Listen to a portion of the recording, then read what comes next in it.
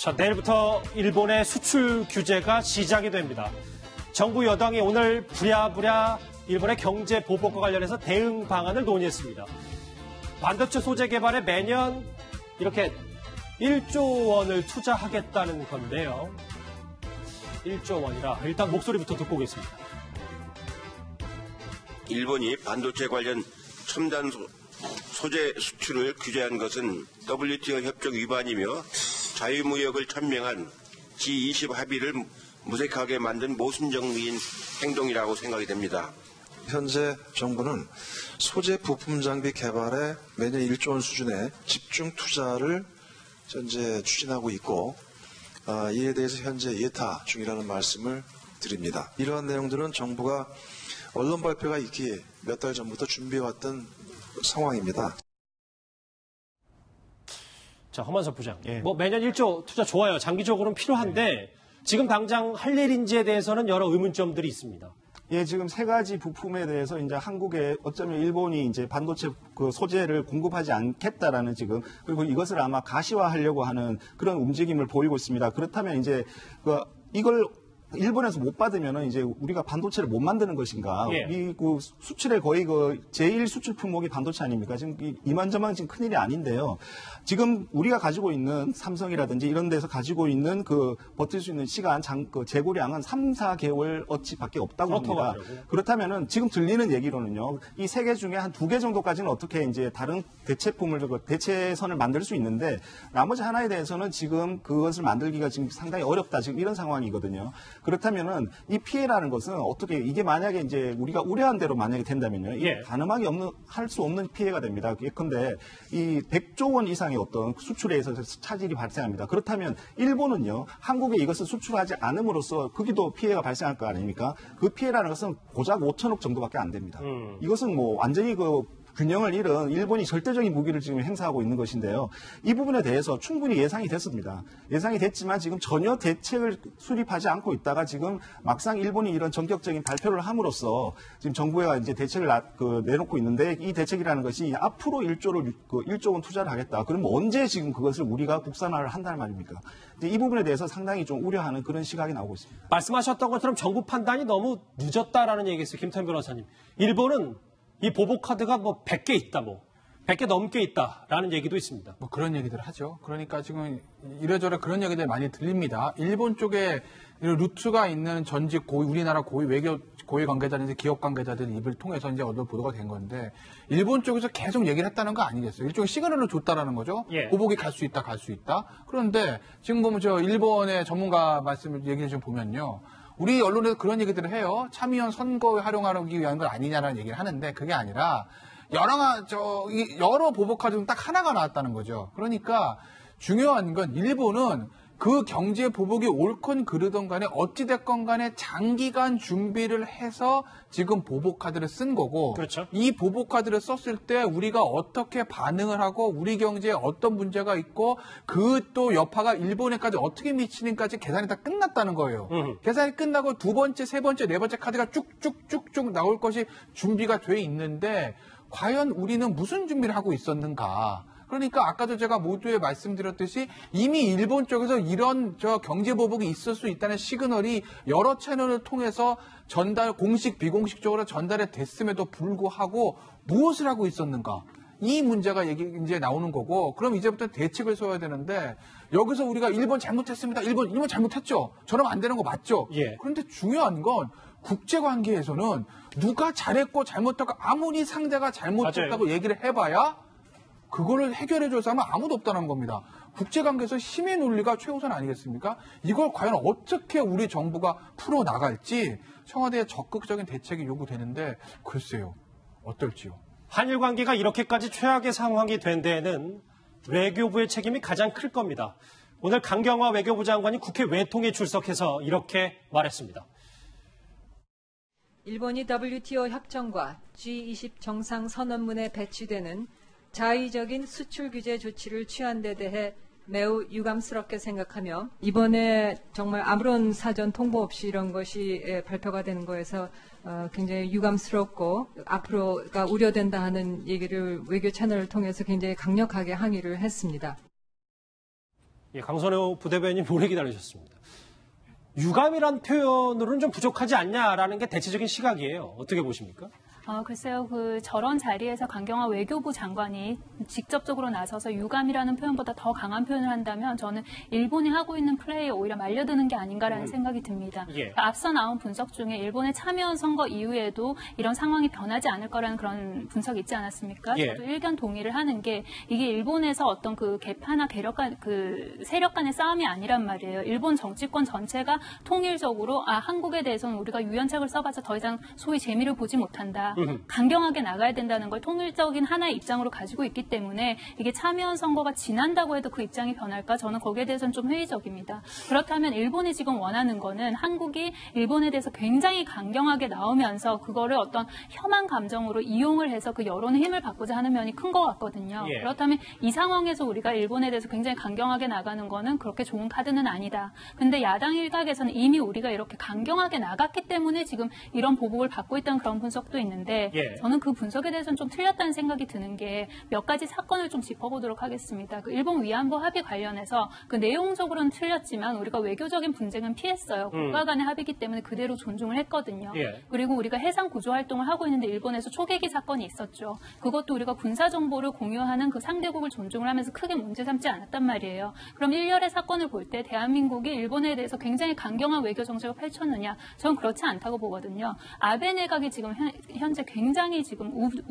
극우 쪽으로 가고 있기 때문에 지금 이런 일들이 일어나고 있는데 그렇다면 이런 상황에서 일본이 원하는 건 뭐냐? 너네도 우리한테 똑같이 좀 강하게 좀 대응을 해달라. 그렇다면 우리가 오히려 국내 정치 이거를 이용하기가 수월하게 된다. 그렇기 때문에 이런 상황에서 유감이다 이상의 표현을 하는 거는 저는 적절하지 않다고 생각합니다. 작전에 걸려들 수도 있다라는 부분도 분명히 봐야 된다는 의견이시군요. 예. 예, 일본에서 지금 가장 격렬하게 지금 반발하고 있는 것은 뭐냐면 우리나라 한국 대법원에서 일제시대 강제 징용 피해자들에 대해서 일본 기업들이 보상을 하도록 이렇게 판결을 했지 않습니까? 확정 판결을 했습니다. 예, 그 부분에 대해서 일본 정부가 지금 굉장히 격노하고 하면서 이제 반발을 한 건데요. 자, 이 부분에서 그러면 상식적으로 보면 이렇습니다. 대법원과 그러니까 우리나라는 상권 분립 체제이기 때문에 대법원의 판결에 대해서 문재인 정부 행정부가 간섭을 할 수가 없습니다. 그리고 예. 이 부분에 대해서 문재인 정부한테 책임을 묻는 것은 어떻게 보면 맞지가 않습니다. 그럼에도 불구하고 지금 일본에서는 문재인 정부를 향해서 지금 공격을 하고 있거든요. 예. 그럼 왜 이런 현상이 벌어지느냐라고 했을 때 일본 정부의 시각에서는 이 대법원의 판결이 대법원만의 독자적인 판결이 아니라고 생각하는 거죠. 왜냐하면 그 배후에는 문재인 정부가 있다. 정부의 입김이 들어간 판결이라고 생각을 하는 거라고 볼 수 있고요. 이것은 그 대법원장을 비롯한 여러 인사가 문재인 대통령과 가까운 사람들로 인해서 이제 재판부가 꾸려졌고 일단 첫 번째는 두 번째는 뭐냐면 문재인 정부가 그동안 출범한 이후에 박근혜 정부에서 했던 위안부 판결이라든지 이런 것에 대해서 적폐다, 사법 적폐라고 이렇게 계속적으로 이렇게 공격을 해왔습니다. 이런 어떤 분위기 자체를 조성했기 때문에 이런 대법원 판결에서도 결국은 문재인 정부가 뒤에서 어떤 배후로서 작용했을 것이다라고 아마 그렇게 생각을 하는 것 같습니다. 그렇게 해서 이 사건이 결국엔 우리 한국 경제에 굉장히 심대한 타격을 주는 지금 이런 상황까지 비화됐다고 생각됩니다. 두 분에게 조금 다르신데 계속해서 저희가 또 짚어보죠. 박준 변호사님. 네. 그런데 오늘 박용만 대한상공회의소 회장이 SNS에 조금 다른 얘기를 했어요. 상당히 쓴소리라고 할 수 있습니다. 쓰나미 얘기를 하면서요. 어쩌란 말이냐 하면서 이제 제발 정치가 경제를 놓아달라. 일본은 치밀하게 보복하는데 우리는 여야 싸우기만 한다. 비난하기 바쁘다.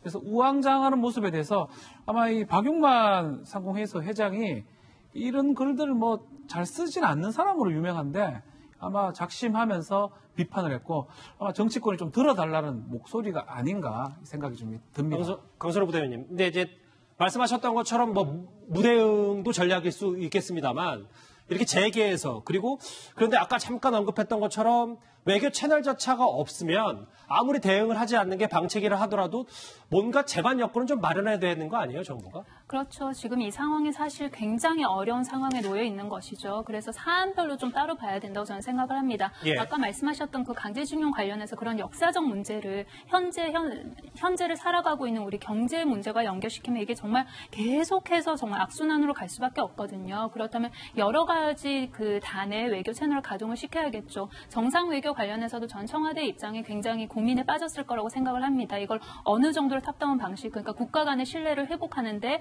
문재인 대통령과 아베 총리가 마주 앉을 것이냐, 아니면은 또 다른 방법으로 소통을 어떻게 할 것이냐에 대한 고민이 깊을 거라고 보고요. 그리고 의원 외교도 한일 의원 뭐 동맹이라든지 그런 걸 통해서 열 수 있는 채널은 다 열어야 된다고 봅니다. 그리고 가장 중요하다고 해야 될까요? 아니면 넓이가 넓다고 해야 될까요? 그 공무원들 있지 않습니까? 그러면 일본 정부에도 각각의 카운터 파트너가 있을 거 아닙니까? 그럼 그분들 지금 적극적으로 만나야 됩니다. 근데 지금 일각에서는 그분들의 만남조차 좀 이루어지지 않고 있다는 거에 대한 우려는 굉장히 크게 나오고 있거든요. 이 부분은 반드시 좀 짚고 넘어야 될 가능성이 말씀하셨던 부분은 원칙적으로는 또 그런데 또 현상이 또 지금 녹록치는 않아서요.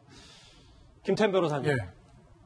글쎄, 뭐 이렇게 여론이 일본에 대해서 반일 감정이 좀 확산되고 있는 얘기도 있습니다. 그건 당연한 거 아니겠어요? 그건 뭐 국민들 입장에서 그렇죠. 어쨌든 위안부 할아버지들 도와주는 판결이 있어서 그 법대로 집행하려고 하는데 일본에서 그거에 반발해서 경제보복을 하면 당연히 국민들 입장에서는 가뜩이나 사실 우리 국민들이 일본에 대한 감정이 좋은 건 아닙니다. 그럼 당연히 반일 감정 불지 않겠습니까? 불매운동 뭐 확산될 수도 있고 지금 보시면 뭐 전자제품도 그렇고 뭐 편의점도 그렇고 또 사실 우리가 자주 많이 쓰는 브랜드입니다. 저기는 업체 또 일본 맥주도 사실 많이 마시잖아요. 편의점에서. 저도 많이 마시지만 뭐 그거 먹지 않겠다 그런 얘기들도 있고 국민청원 있는데 뭐 국민들은 저렇게 할 수 있다고 봅니다. 그리고 정부에서 나서서 국민들한테 자 일본 제품 불매운동 하세요도 안 되지만 하지 마세요 하는 것도 좀 웃겨요.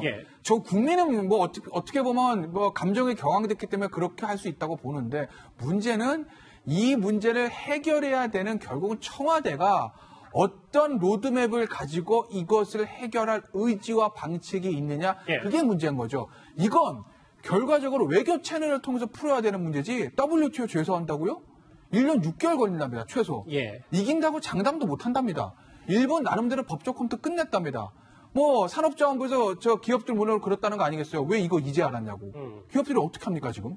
기업들 보고 뭐 일본 업체들한테 소송하라는 얘기까지도 산업자원부 관계자가 했다고 하는데 이게 일본 기업들 상대로 해서 일본에서 소송해서 될 수 있는 문제가 아니란 거 잘 알지 않습니까? 아베 총리가 이 문제를 얘기할 때 뭐라고 그랬냐면 화이트리스트에서 면제를 하면서 국가 간의 신뢰관계가 변동됐기 때문에 이렇게 한다는 취지의 얘기를 했습니다. 그게 뭐냐? 어쨌든 우리나라와 일본 사이의 외교 채널 자체에서 뭔가가 문제가 생겨서 그게 경제보복이 됐다는 걸 자기 입으로 얘기한 게 아니겠어요. 아베 총리가 잘했다 못했다 지금 따질 계자가 아닙니다. 국내에서의 문제는 정파 간의 싸움이니까 선거를 통해서 해결할 수도 있고 국내 법원에서 해결할 수 있지만 국제관계의 문제는 선거를 할 수도 없는 거고 국제재판소 갈 수도 없는 거고 미국이 지금 우리 편 들어주겠습니까? 중국이 우리 편 들어주겠습니까?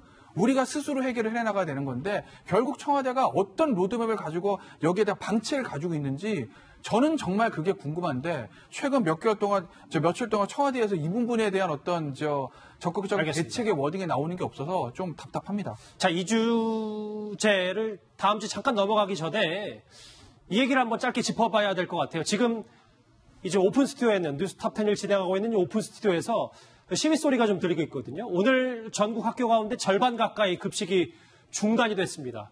이 학교에서 급식과 돌봄 교실을 담당하는 이 비정규직 근로자 2만 명이 일손을 놓고 거리로 나왔기 때문인데요.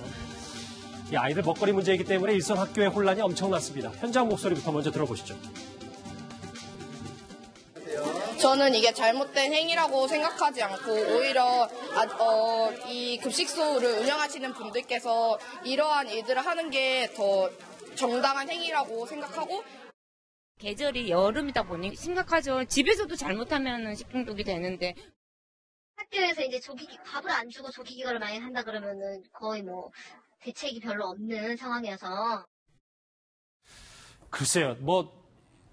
이 총파업에 대해서 여러 가지 의견이 있는데 허만수 부장 일단 오늘 김밥과 도시락을 때운 학생들이 참 많았습니다. 예, 그렇습니다. 전국 1438개 학교 중에 26.8%의 학교에서 단축 수업을 하거나 그 대체 급식이 제공됐다고 합니다. 그러니까 이제 그 학교 급식을 이제 학생들이 받지 못하고요. 그래서 빵이나 김밥, 도시락 같은 이런 것으로 이제 대체를 하게 됐습니다.